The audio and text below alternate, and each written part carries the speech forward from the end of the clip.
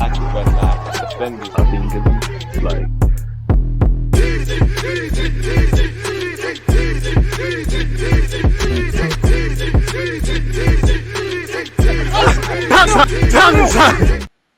Xabi Alonso could be replacing Pep Guardiola. Paul Pogba is about to return to football. Trent Alexander-Arnold to Real Madrid is gathering a lot of pace. Big up everybody tuned in. It's Footy News or Footy Talk Business, whatever you want to refer to it as. Hit the like button, get the creative juices flowing, and let's dive straight into everything. Now, Trent Alexander-Arnold, potentially the best right back in the Prem. Apologies. As I was saying, potentially one of the best right backs in the Premier League of all time, currently about. Contract is running out. Don't know if Liverpool are able to convince not just him, but Mo Salah and Van Dijk. Now, whether Trent wants to leave Liverpool, whether he wants to sign a new deal, whether there's a bit of gamesmanship, I don't know. Real Madrid love a free transfer. It's the pinnacle of football. And on one hand, I don't think Trent Alexander-Arnold, not that it's his fault, because Liverpool have let his deal run down. Not that he owes anything, but I think he would want to leave with the transfer fee. Although that being said, Real Madrid, they have the Galacticos. They've shown that just because they've got money and they're not afraid to splash it doesn't mean they're going to spend it for no reason. They've shown they'll walk away from deals. They've shown they'll wait for someone like Kylian Mbappe. It's Real Madrid. And for Trent Alexander-Arnold, if there is a little fragment of you that wants to join Real Madrid, you need to go and do it, because at some point, for all the years you've put in for Liverpool, and as much as they like you, you're going to be 35. All you're going to do is get a pat on the back, a handshake, a testimonial, and they keep it moving, really. There might be a time where he might be 31 and he wants a 3-year deal. They're only prepared to give him a year. My point is not to get at Liverpool, but it's to say a career is short. Real Madrid make Trent Alexander-Arnold a priority transfer target. For what it's worth, I think they'll get him to sign a new deal, but allegedly they've made him a priority target. They're also considering Jeremy Frimpong of Bayern Leverkusen, Juan Lu of Sevilla, and Pedro Porro of Spurs. Several sources with close knowledge of Real Madrid's current recruitment plans have said that Trent Alexander-Arnold is the preferred option. Could you imagine having Trent, Tchouaméni, Camavinga, Saliba one day, the Galers there, Mbappe, Rodrigo, Vinicius. There's so many great players there, Jude Bellingham, etc., people. Trent Alexander-Arnold has said, I've entered the prime of my career right now. I don't want to be the player who only won trophies when he was young. Now, I hear that, at 25 years of age, well, is he 25?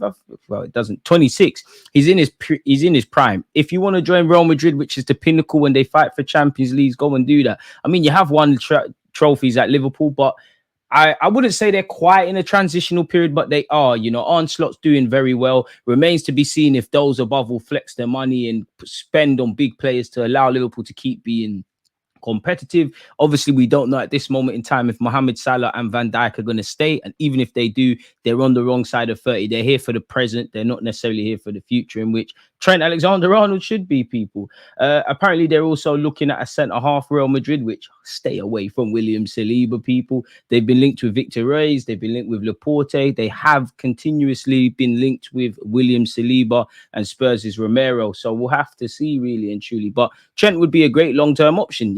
Carvajal and Vasquez haven't got too long left. If they get him, and even them and Barcelona are linked with Alphonso Davies, it could be crazy for Real Madrid, even crazier than it is. The Ineos group seem to be bad news for Real Madrid. Apparently, they've stripped Sir Alex Ferguson of his ambassador role, people. He won't be getting any money, so that's a bit of a shame in that regards, people. Thomas Tuchel has addressed England doubters and said, I'm sorry, I have a German passport. I mean, you want to look at for those that believe he's not the guy because he's German, you might want to look at the royal family's bloodline. But Thomas Tuchel, I get it, people. If you want an English manager, I hear it, really and truly. In the same way, Spain got their countrymen, Italy got theirs, all of these things. But why is it that, and I'm asking you, why is it that England don't have suitable candidates? Because even if you throw Eddie Howe, Gary O'Neill, Graham Potter, and these kind of guys into the realm, no disrespect to them. You put Thomas Tuchel, bearing in mind, none of the names I said have managed in the international game. Not everything's a gamble, but who would you rather? Whose CV's more attractive? Thomas Tuchel's. You look at coaching in this country, you look at the money it costs to get on coaching courses. You look at the way, you look at several things. They're in the same way. It's a good consequence that you have. There's clearly been some development at several clubs and indirectly the country to see the Jude Bellinghams, the Foldens, the Sakas and Mainos and all these great players come through. Why is there no innovative English coaches in the top level? I think I know why, because I think the best coaches, they don't have fancy last names. They didn't have great careers, you know, in terms of being the guys like that. Look at Graham Potter. He had to leave England to get a chance. He had to go Scandinavia. I'm sure he was even in the women's game before he got his opportunity where he is now. So something is wrong with the pathway. I gave this example on my main channel. Follow on the Ludi Guna, people. Big up you lot that's part of this. Smash the like button, right? Let's just say, like, I'm 29, yeah? Let's just say I've been in an academy since 8 years of age. I get to 18, I suffer a career leg break, or I fall out of love with the game, and I go into coaching. And you know, I've worked with Pep Guardiola. I've learned this, I've learned that. I've done think pieces on set pieces. I'm very much a modern day gaffer. Because I haven't got that name, I'm not going to get to the level I want, really and truly.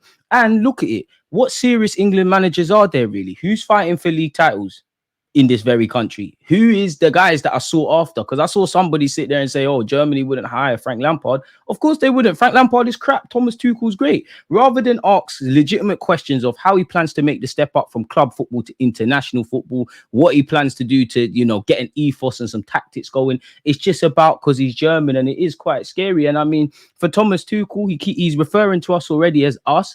I look back to when his Chelsea days, he said he feels like he gets more love in England than in Germany. And to be honest with you, who gives a flying monkeys? What country is he from? Can he get the job done? Can he go better than Gareth Southgate, getting to Euro finals and World Cup finals and winning them? If he can't do that, that's a legitimate question to ask, really and truly. So, yeah, man, I think he deserves a fair chance before people get onto him. Jack Wilshere, where Arsenal fans are concerned, apparently is in advanced talks to join Norwich's first team coaching staff. Can't begrudge him making career progression from the under 18s, obviously into Norwich's first team, where he'll link up with Ben Napier, who was previously a lone gaffer here. It is what it is. It's just a shame he's leaving us potentially mid-season. If you're a Man United fan, look away now. Kobe Mainoo is set to be sidelined for a few weeks with a muscular injury. He suffered it allegedly against Aston Villa and withdrew from the England side. Why or how he got that is unbeknownst to me. Xabi Alonso apparently is interested in Manchester City in terms of if and when Pep Guardiola leaves. And what an appointment that will be, especially because he's probably going to take Zubimendi with him, probably take Florian Wirtz. I'm sure Liverpool fans will be a bit aggrieved and upset, but he seems to fit the ethos from what I see. And you've seen what he's achieved so far at Leverkusen. PSG apparently have rekindled their interest in Marcus Rashford. He has a deal until 2028 and they value him at 100 million euros. I don't believe that, but if you do, fair enough. Barcelona allegedly have made contact with Alphonso Davies in an attempt to get him on a free transfer. Thomas Frank has been thrown into the ring where the Man United hot seat, assuming they sack Eric Ten Hag's concerned. I think he'd be a very good manager for them. You know, I think Ten Hag's stealing a living. I don't see any Ajax ethos. I don't see you getting the best out of the players. We don't know what Manchester United is about or what their DNA is. People can call Arsenal defensive. People can say City are boring. People can say Liverpool, on whatever they've got to say under Arne Slot. People can say Spurs are quite naive and a possession-based side. But if we're able to identify how they manage and how they play and their ethos and their philosophy, that's because they've got one. Now, I'm not naive. Ten Hag's an experienced manager. He knows a lot about football. But as a naive fan, not seen anything. You can't defend. You can't attack. Can't build out from the back. Defense is in disarray. There's nothing positive around Manchester United's collective group of players. You know, a manager with a bit of structure. I'm not saying the players need to escape criticism, but they'll probably get a lot more than he's currently getting. He's stealing a living, essentially, people, if I'm concerned. And you know what? He's lucky Thomas Tuchel's taking the England job. Speaking of managers, allegedly Luis Enrique signed a new contract at Paris Saint-Germain until 2027, folks. So, yeah, man, it is what it is. But in relation to current news and topics and views in the footballing world, that's all I've got, people, at this moment in time. Do make sure to turn your notification bells on. Make sure you're cross-following. Everything's in the description. Most importantly, stay safe, stay blessed. We'll link up again soon. Peace. There's always just that active and that defending. I think it's like